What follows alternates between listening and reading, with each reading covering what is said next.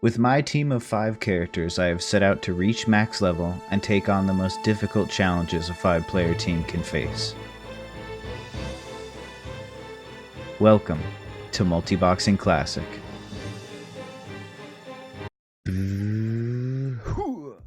Why don't you meet the team?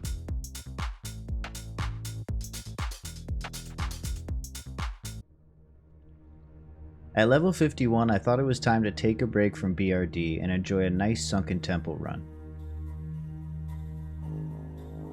Fun dungeon to run, and I absolutely love getting lost in here. This is what dungeons were meant to be, I think. Winding dark corridors with enemies at every turn. Getting lost isn't a bad thing. You actually have to explore your way through this dungeon. It's not just a giant line with 5 bosses in it. The loot was pretty uneventful, but it was a nice change of pace from killing Dark Iron Dwarves.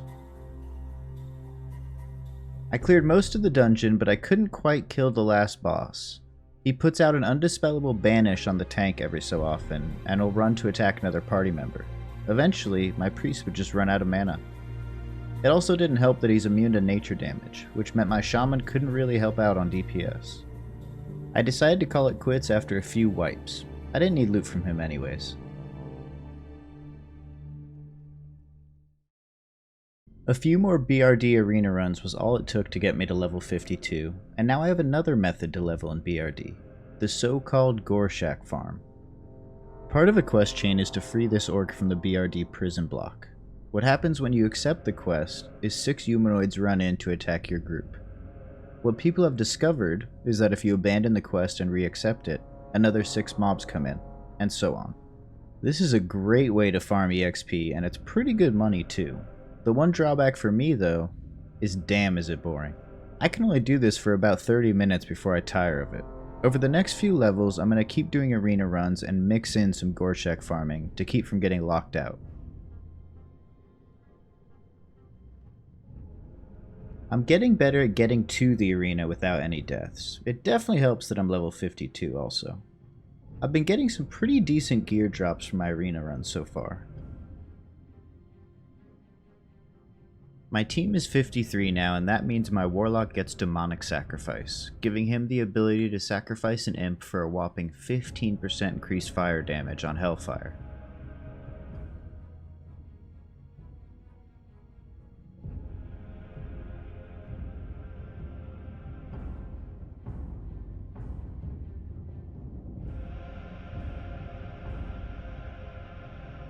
I decided to add Prayer of Healing to my repertoire of click healing choices.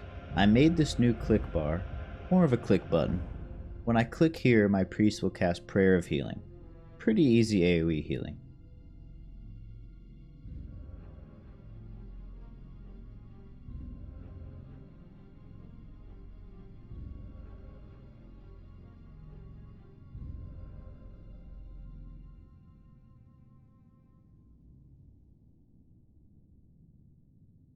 My team just hit level 54, and man do I have some exciting new spells to train.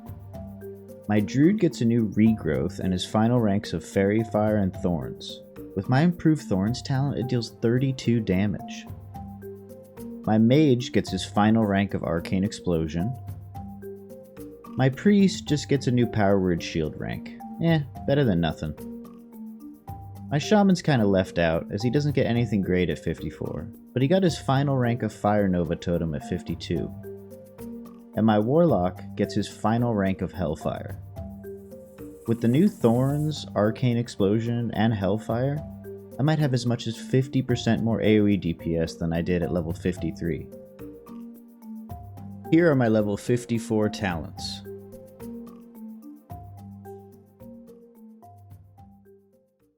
You may be wondering why I'm in Dire Maul North. I'm having my friend Romulox here help me get into the library. I have 5 different class books, trinkets for all my guys, and these cost me under 20 gold, with the priest one being about 15 of that 20 gold. And I currently have 0 trinkets on my guys, so these are going to be nice upgrades. Okay, I'm headed into the library to get my Dire Maul class trinkets. These are the 5 that I'm going to get. If you don't look too closely at the mage trinket, you'll notice that these are pretty damn good trinkets. The Druid one is a healer trinket, but it's still better than nothing, and I do pre-hop myself before every pull. Alright, let's try out the new level 54 AoE and these brand new trinkets. Ooh, I am melting these mobs.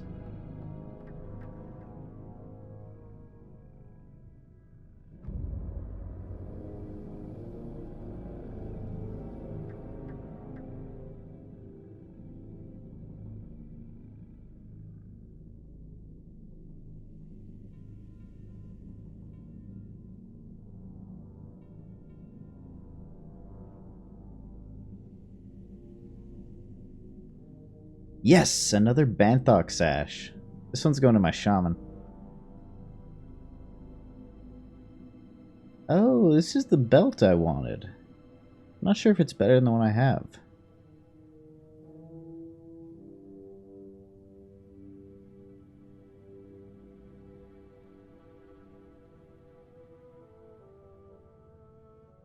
These are great boots for Druid, but I already have them.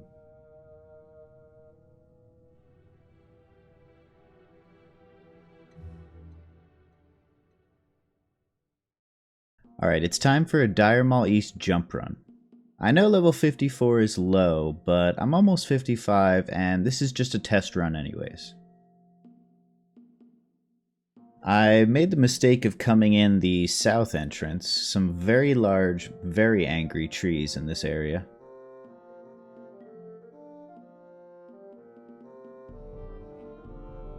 Okay, I relocated to the regular entrance and I'm going to jump down here, the first of the jumps that make up a jump run. Now making my way through the courtyard I have to be careful, this might be a little tricky. I have a pretty big aggro radius at level 54 as some of these mobs are 57 or 58. I'm going to try to kill as few things as possible to clear a path for me to get through the courtyard, mainly lashers. I want to avoid these bigger tree guys as they heal themselves and they take a while to kill. Coming up to the first boss, I'm going to kill this 4-man Satyr pack though. This is something typically a 2-man Dire Maul East group wouldn't do, but it's easier for me with 5 characters. Plus I won't accidentally pull them on the water elemental boss. These Satyrs have pretty good loot too, they can drop demonic runes or fellcloth.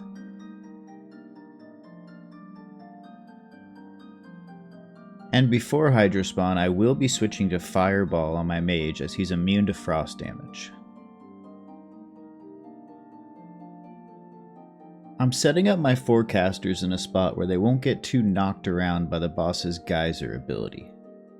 Hydrospawn should be pretty straightforward. It's mostly a tank and spank, and near the end he summons 2 little adds that'll go down pretty easily to AoE from my casters.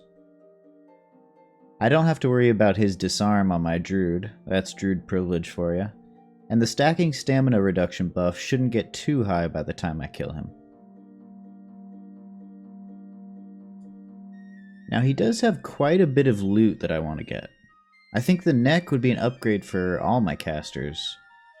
And he also has boots my shaman would like, as well as boots that are pretty good for Frost Mage.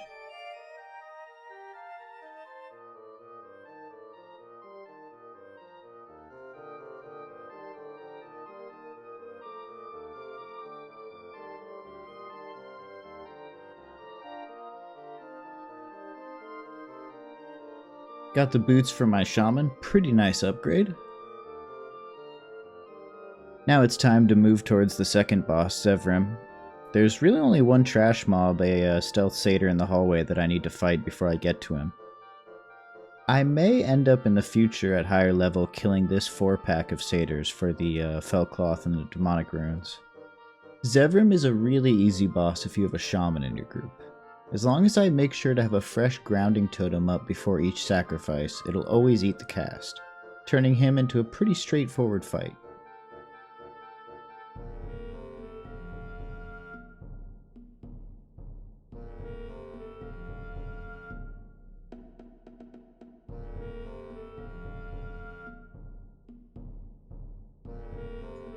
Even with my priest dying, I was still able to finish him off. Other than the gloves, which would be a decent upgrade for my warlock, I'm not really looking for any loot from this boss. Anything else I get, I'm just going to be vendoring or disenchanting. Here comes the second jump in the jump run. Now all I have to do is run back through the courtyard, talk to the giant tree dude and get him to break down the gate, and enter the room of the final boss.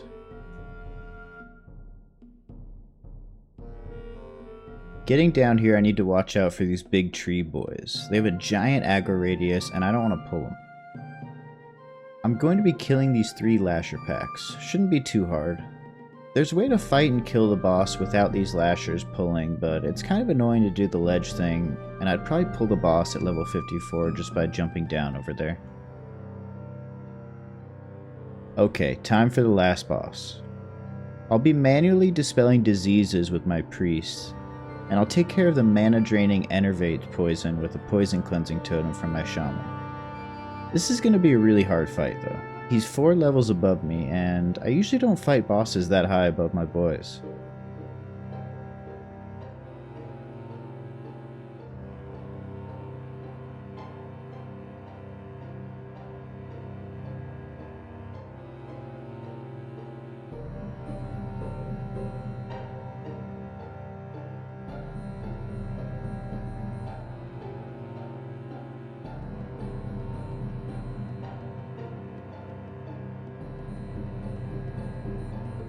Alright, here come the imps.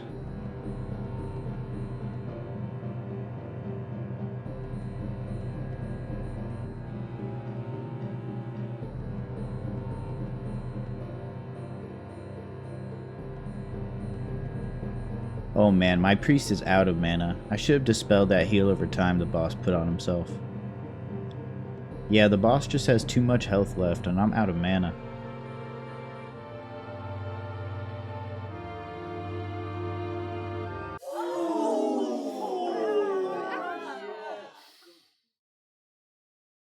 Round 2.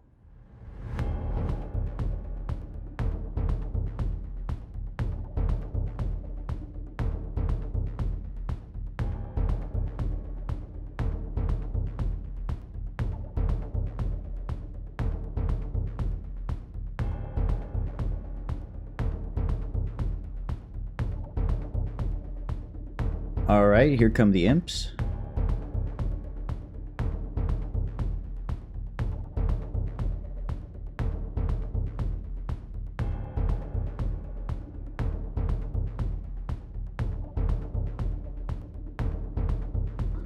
Alright, the imps are dealt with.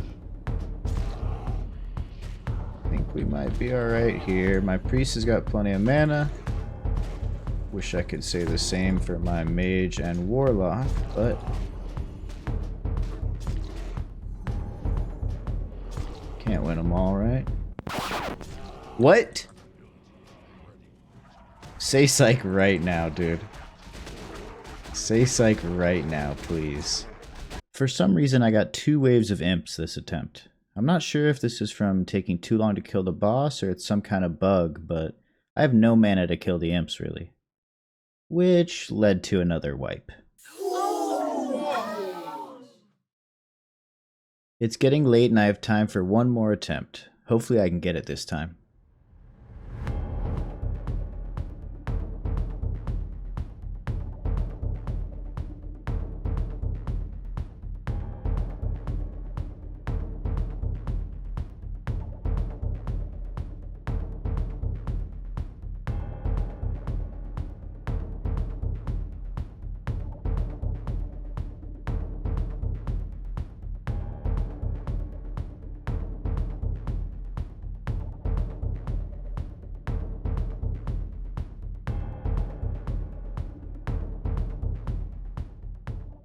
The imps weren't a problem on this pull, but I just ran out of mana on my priest before I could down the boss.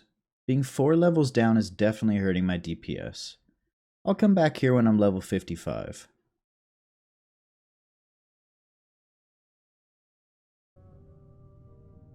So I did a quick 5 arena runs, which got my whole team to level 55. No more Banthox Ashes yet, unfortunately, but I'm going to go back to Dire Maul East now.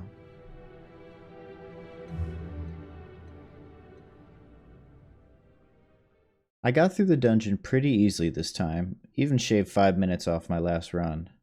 But now I'm back at Alzin the Wild Shaper, and I'm here for revenge.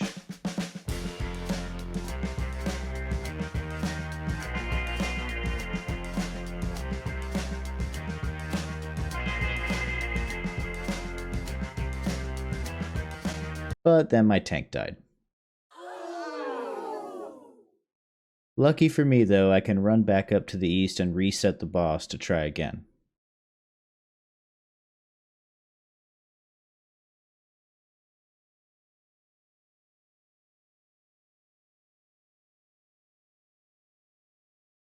Okay, this time it's for real.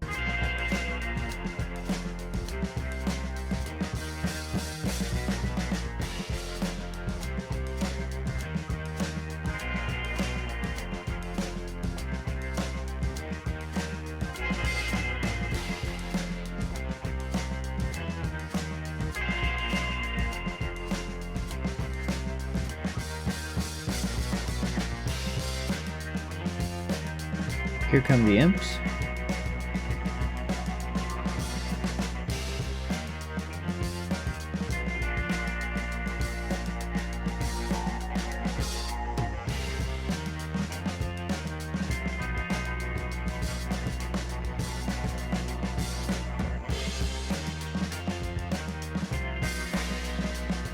Yes, finally got him. Now I just gotta clear up these imps. After clearing out the imps and rezzing, I gotta look at the boss loot. Nothing great, just 2 large brilliant shards basically. And now it's time to mine that sweet, sweet rich thorium. Blue sapphire on the first hit? Not too shabby. Man, I'm excited to farm this dungeon. I'll be doing a lot of Dire Maul East to finish up my journey to 60, as well as the other high level dungeons. I'm getting close to endgame now. It won't be too long. Thank you for watching the video, I hope you enjoyed it. If you'd like to watch me in real time, you can find my stream details in the video description, as well as the details to my Discord server, which is the best way to contact me. And as always, happy gaming.